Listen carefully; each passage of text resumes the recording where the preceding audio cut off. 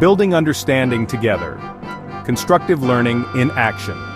Constructive learning is a powerful approach to education.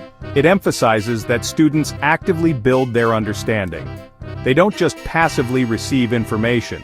In constructive learning, students connect new knowledge to their existing knowledge. This helps them make sense of new information and apply it in different contexts. Constructive learning is essential for developing critical thinking skills. It encourages students to question, analyze, and evaluate information. Instead of memorizing facts, students learn to think for themselves and solve problems. This approach prepares them for the challenges of the 21st century. Active learning bringing lessons to life. Active learning engages students directly in the learning process. It moves away from traditional lecture-style teaching. Instead, it encourages students to participate, explore, and discover knowledge independently. Examples of active learning include group projects, debates, and hands-on activities. Active learning transforms the classroom into an interactive learning environment. Students become active participants in their learning. This helps them retain information better and develop a deeper understanding of the subject matter.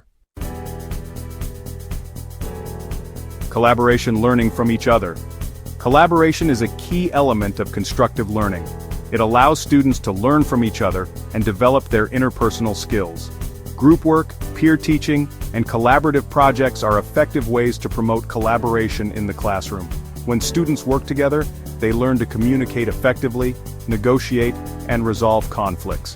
They also gain different perspectives on the subject matter, which enhances their understanding.